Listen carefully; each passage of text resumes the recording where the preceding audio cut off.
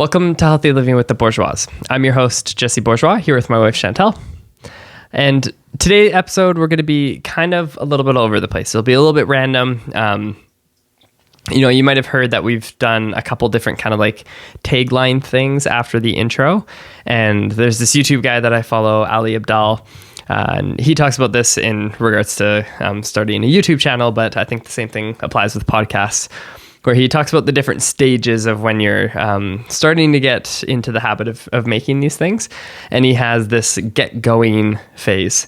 And I feel like that's kind of what we're doing with the podcast right now, where he encourages you, don't worry about your niche and these different things. It's like just start building the habit, just get going, get used to the equipment and the setup and getting comfortable talking in front of a camera and all of those types of things. So over time, we'll start to kind of, really based off of the feedback of the people who listen, start to narrow down into kind of a more of a niche or a niche. But for the time being, we're really in that just like get going phase and practicing different things. And to be honest, it kind of reminds me of the gym a little bit, where when you first start going to the gym, you're just trying to get out of your own way, build the habit, don't overthink it, and just kind of get accustomed to it. It's kind of where we're at now, avoiding the analysis paralysis, for lack of better words, but...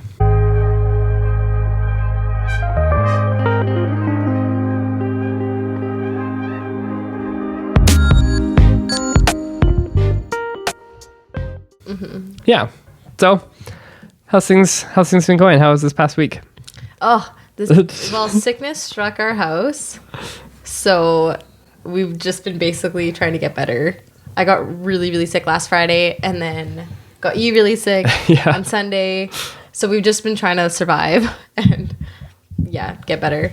We were supposed to start the new workout last Monday. Yeah. That obviously didn't happen. So we were just trying to recover and get better. And then, this week, your leg. Yeah, I don't know what's going on. Poor Jesse. As soon as we get in a good groove of things, something happens. It's the last couple times, as soon as we've kicked off a new program, we've gotten sick. We've been sick a lot just because I think Chantal's new job and being around kids and stuff. This year has been a little bit rough for us. You might even be able to hear it in my voice. I'm still a bit congested, but... yeah, we were both so sick this past week, so we delayed the start of the new program for a week to then kick things off. And then I don't know what I did, but my calf has just been super cramped the last couple of days. And I honestly think it was when I was sleeping. Sometimes I have a bad habit of I have a little bit of restless leg type of thing, and I'll point my toes and flex my calves when I'm sleeping. And I think I might have just done that, and it's cramped up. So we didn't start the program today, which is Monday, so we're delaying it even a little bit more. But this first 4 weeks of the program thankfully only has 4 workouts per week, so it's kind of nice because we can, even if we kick off tomorrow and just sort of flip the days around and start with upper body, it gives me a whole nother day for lower body before we jump into that. But yeah, it's been a rough week with sickness, but it's also been a cool week because we added another member to the family. We did. So yeah, do you want to just talk a little bit about how that happened? Yeah, so we've been going back and forth for a while now. If we should get another dog for Gus, to get our dog a dog, so that way he would have a buddy to play with. And we had our name in at the animal shelter here. And a dog came up a couple of weeks ago when we put our application in, and she seemed super promising. But then it was we were the 4th or 5th in line, so we obviously didn't get her. And then my sister knows somebody who was trying to rehome her dog, and so we did a play date with her just to initially meet her, see how she would do with Gus. And they loved each other. They played so good. It was so sweet. And so that following weekend we did a test trial. Where she stayed with us for 3 days. We ended up extending it another day, and then we decided that we were gonna keep her. But our main things with her was because she didn't know how she was with cats, and we obviously have the 2 kitties, and they were here first, so she had to get along okay with them so that she could stay. And the cats are so funny. They just put the dogs in the place right away. She's the same height as Gus. She's lighter. I think she's probably 70 pounds. I think Gus is around 90. But the cats just like immediately put the dogs in their place and just run the house. So it went pretty good. Like she's so funny. She'll like look at them and like kind of whine as she walks by them. And I'm like these dogs are huge, and our cats are like 8 pounds. Like it's so funny, but it's good because then they're not going to get hurt or anything. But yeah, Gus and her are just like best buds. It's so cute. And Gus was really, really cute. Like the next morning after the first like night that she slept with us or stayed with us, Gus like woke up and was just stoked to see that she was still here. It was really, really cute. And overall, I'm finding that it's like easier with 2 dogs. Like with Gus, we were doing like 3 to 4 things a day. He would get super bored. But with her, like they just play and they go outside and play. Like Gus actually will stay outside in the yard and not bark his head off at the door because we're not out there with him. But no, it's going really good. It's fun. Yeah. Yeah, we kind of figured it would be like easy challenge trade-off where it would be easier in the sense of time commitment where like we were taking Gus on 3 things a day, so we figured that would probably cut back a little bit and he'd be playing more with her, and there wouldn't be as much of a time commitment that way, and it would be easier in that sense, but might be a little bit more challenging in regards to travel because we do take Gus kind of everywhere. So traveling with 2 dogs versus 1, we kind of figure will be a bit more challenging, and she's not quite as socialized as Gus is. Yeah. So that'll be kind of a little bit of an extra challenge, and just like where do we put our stuff? Is having 2 dogs in the back of the Jeep takes up a lot of space. Yeah. And then also just like the cleanliness of the house. We sort of knew that it's going to be a little bit more work when it comes to cleaning up the yard and cleaning up the house and these different things, but that trade-off was an easy decision for us. It was more important to have, the time alleviation was really important. Is that even a word? Alleviation. The little extra bit of time was something that was quite important to us. And also I think just for quality of life for Gus, I think is going to be quite improved. He's so happy to have a friend. Yeah. So I think overall it was a really positive thing, and I'm super excited about it. She's such a sweetie. Yeah. She like did really well. Like Jesse was doing some research on adopting a pet that's around that age, and it was saying that it could take them up to like 3 months. 3 months sometimes to get settled in a new place. Yeah. Like she did super good. Like we had a friend over and they were like, "Oh wow, like how long have you had her?" And we're like, "A week." And she's like, "Whoa." Like she's doing really good. She's adapting really well. But she's a very easygoing dog. Like you can already tell, like she's very chill. She's very sweet, loves people.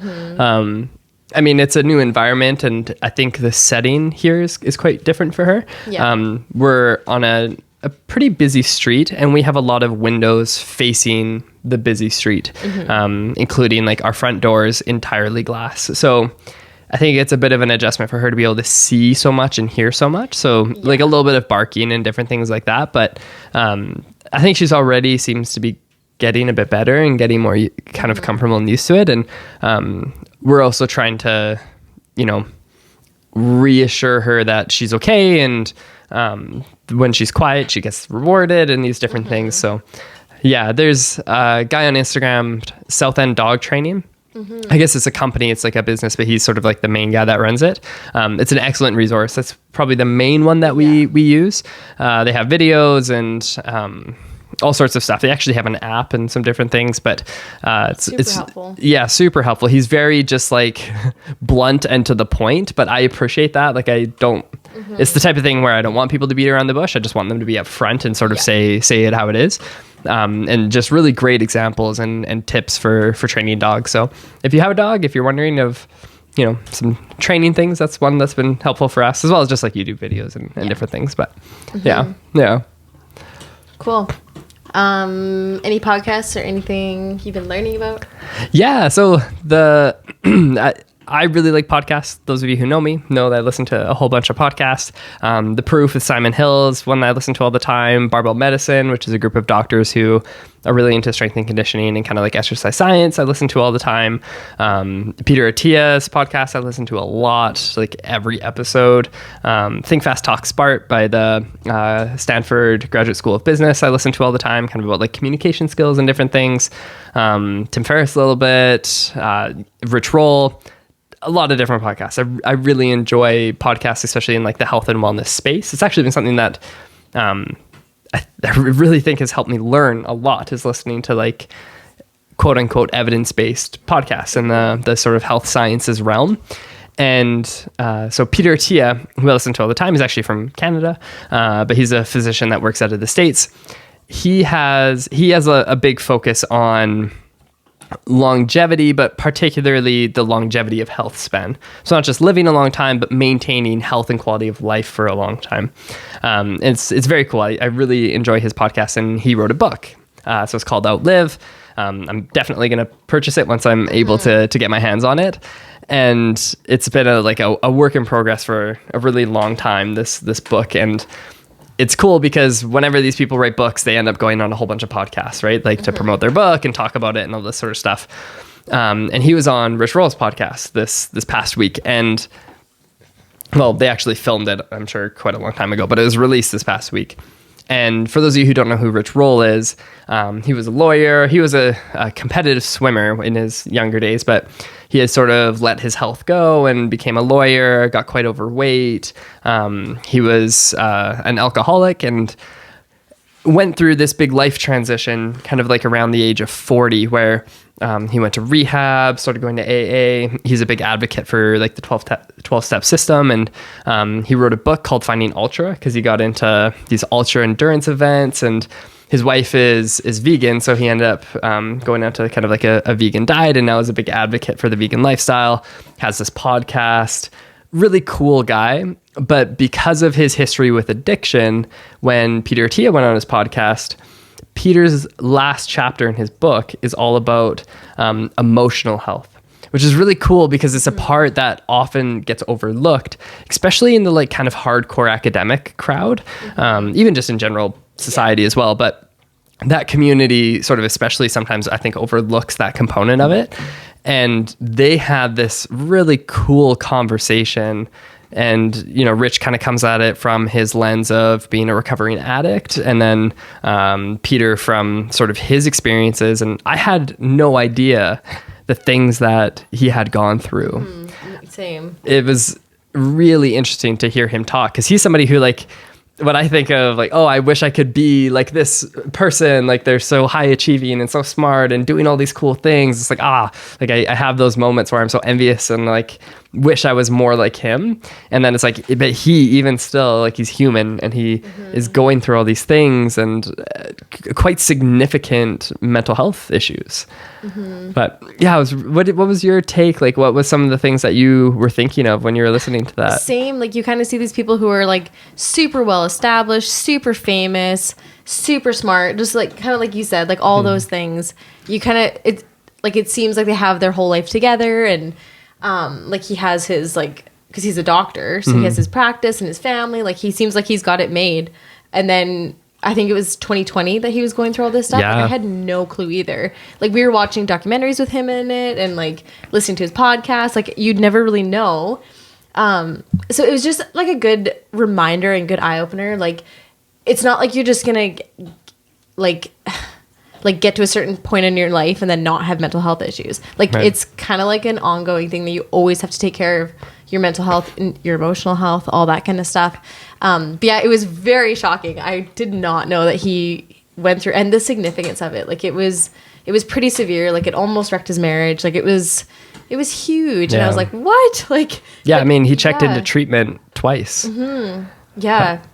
But just like a really good reminder for like all of us just to keep ourselves in check. And like, it's super vulnerable to share that kind of stuff, which is annoying because it's your mental health. Like it should just be like your physical health. Like you can just talk about it. It's so taboo, and so like the stigma behind it just drives me crazy. But I'm glad like he shared his story though. Like it's a good reminder, I think, even for us to like keep ourselves in check, and it's not like we're just gonna like get to a point in our life where we're like, yeah, we're good. No, like just it's a constant ongoing thing. Yeah, that's actually where you might.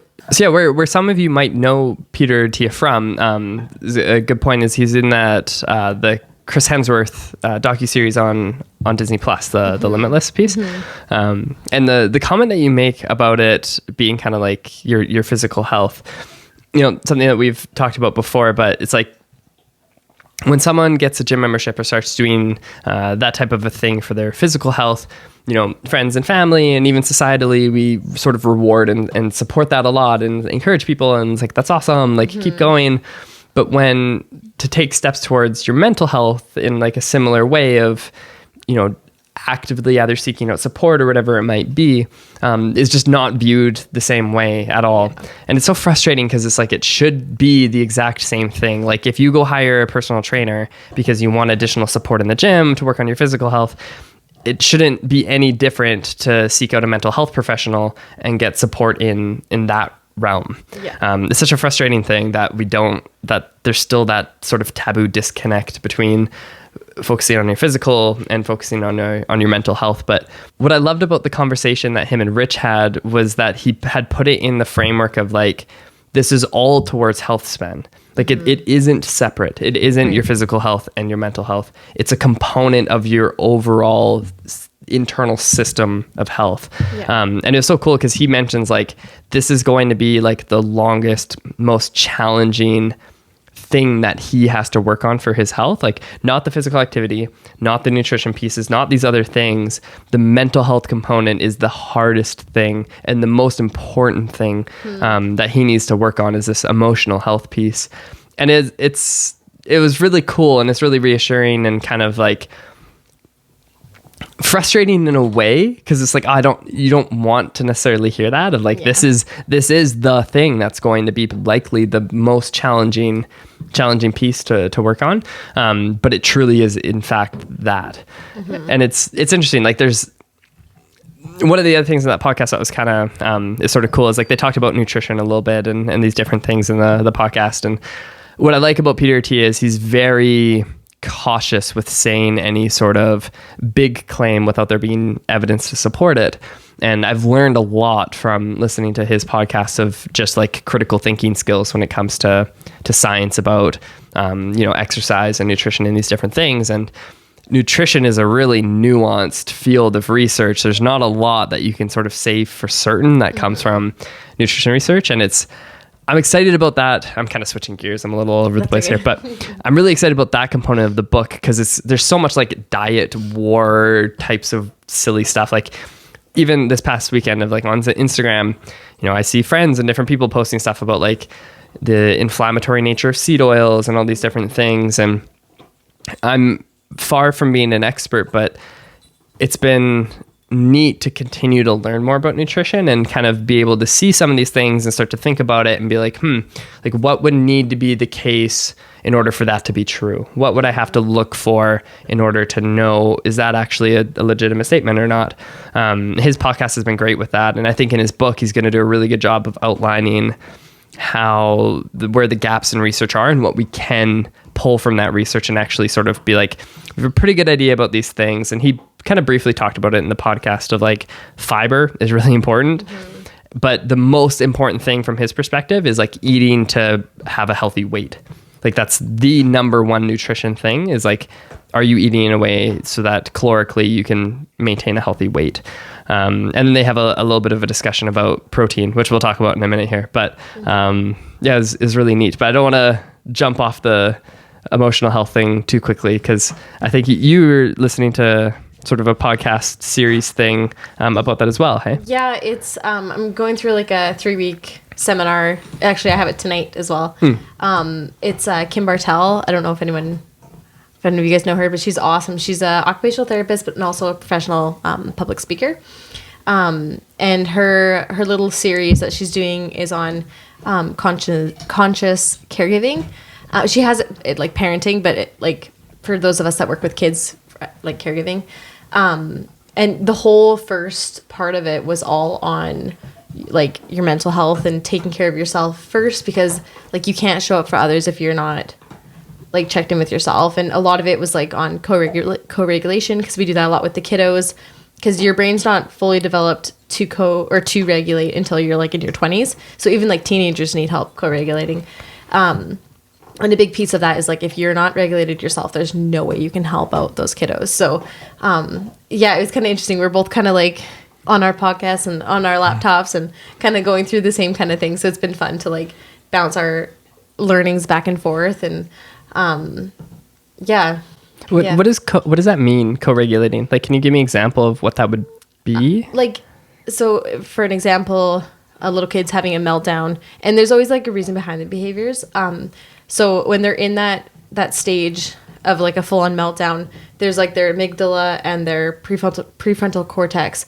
So basically like the lid's like flipped. So they cannot reason, think anything. Like if you're going to like talk to them, there's no point in that because they can't even like communicate with you. So it's like their emotional brain is like driving them. And so they call it like the archaic brain because basically all they can do in that stage is survive, like just breathe and get through, like just live. So what the caregiver would do would come in alongside them, make sure you're checked first. If you're frustrated, if you're upset, if you're kind of like turmoil within, you're not in any place to co-regulate with that kid. So you get somebody else. So yeah, check yourself first, make sure you're calm and good. And then we do like deep pressure sometimes with the kiddos. And then we could do like breathing strategies with them and just kind of like be with them. And it's like uncomfortable, but like be with them in that uncomfortable moment to get them past that. And then they can calm down and then kind of like continue on your day. Cause yeah, like when they're in that state, they can't just like, oh, I should do breathing strategies and like do that themselves. Even like for us, like as adults, like I know I have struggled with that. Like I know what to do, and still like when I'm in a super like upsetting state or frustration or something, it's hard to remember those things. So like, and my brain that part of my brain is developed. So like with those little ones, it's not there yet. Right. So it's like showing the behavior. It's telling them and doing it with them. Yeah, doing it the behavior them. That's going to help bring them kind of back down to baseline. Yeah, exactly. Oh, neat. That's cool. So it's been super interesting, and I'm excited for tonight. We're going on to like part 2, and then next week will be the last. So yeah, next week I can share a little bit more of what I've learned. Yeah, that's really cool. Yeah, that's neat. We'll hop back to the Peter Attia podcast. This is just one thing I kind of wanted to talk about because I think it comes up a lot, and they had this interesting conversation about, so Peter was talking about with nutrition research, the complexity of it. There's not a lot that we know for certain because of just the nuance of nutrition research in itself.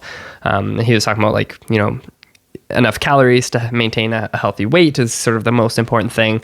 And then beyond that, there's a few other things that we can kind of draw some pretty good conclusions about. Fiber being a really big one. And they kind of have a moment where they sort of go back and forth and kind of laugh a little bit about kind of the whole carnivore thing, because that's one of the things that makes it kind of so silly, is that there's just no focus on fiber whatsoever. And it's like arguably one of the only really strong things about nutrition research that we seem to really know. At least that's kind of what I've gathered from listening and learning from these people. They started talking about like macronutrients and how he has a protein target that he sets. And, his focus is a lot on, so protein for maintaining muscle mass, particularly kind of in older age, to avoid sarcopenia, which is this age-related loss of muscle. So they get onto this topic, and it was interesting because it just highlights this sort of ongoing issue where the plant-based community has sort of had this focus where it's like, oh, as a society, we hyper-focus on protein. It's really not that big of a deal. We really don't need that much. We should really put more emphasis on fiber intake because we know it's so important. And then folks that are more on the like kind of heavily plant or animal-based diets, sort of point the finger at vegetarians and are like, oh, like you guys aren't getting enough protein. The quality's not as good. That diet isn't healthy, yet they don't seem to pay any attention to fiber intake. They sort of ignore that component of it. And when in reality, the best is sort of somewhere likely in the middle, right? Where it's like, it does a disservice to the plant-based community to ignore protein because it is harder to get protein on a plant-based diet. That's kind of just factually correct. And yes, you don't need much. It's like 0.8 grams per kilogram is the recommendation for health. And that really isn't much. Like if you're eating enough food, even if you're on a plant-based diet, you're getting enough. That's not a hard thing to accomplish. But there's been a lot of pushback about that number. And in the sort of science community, there's been some kind of debate around, really that should be higher for health. And, especially if you're a physically active person and you're strength training and you are trying to build muscle and get strong and all these types of things and delay losing that muscle as you get older. So it does a bit of a disservice to just pretend it's not something to focus on. And I honestly think that's probably the biggest mistake you and I made when we first started eating fully plant-based at home, was we didn't have a good awareness of our protein intake. I think that was a mistake that we made. And, from learning more and kind of trying and trial and error different things, we sort of learned that. But then on the other side of the coin, the people who follow more of an animal-based diet, it really does do a disservice on their end as well to not pay attention to fiber and really not highlight that. That same community sometimes, kind of demonizes carbohydrate sources and whole grains and these different things. And it's like, it's funny, like we're so tribalistic with some of this nutrition stuff that I think it really does do a disservice to a lot of people not to sort of accurately pay attention to these different things. But it was really interesting listening to those two kind of like have that little bit of a debate, because Rich was sort of pushing back of like, is it really protein that's needed for this muscle mass thing? Or is it like, if people just train appropriately, they're probably getting enough? And Peter Attia is kind of like, well, actually it is really important. And, for my plant-based clients, I actually tell them to try to get a little more and to be sort of particularly focused on certain amino acids and stuff. So it was interesting. Maybe we'll do an episode at some point, kind of deep diving into that piece, and I'll research a little bit more and try to learn a bit more for that. But yeah, it was interesting to listen to. It was cool. But anything else going on? Not really. That's kind of the main things of the last little bit I've been learning on.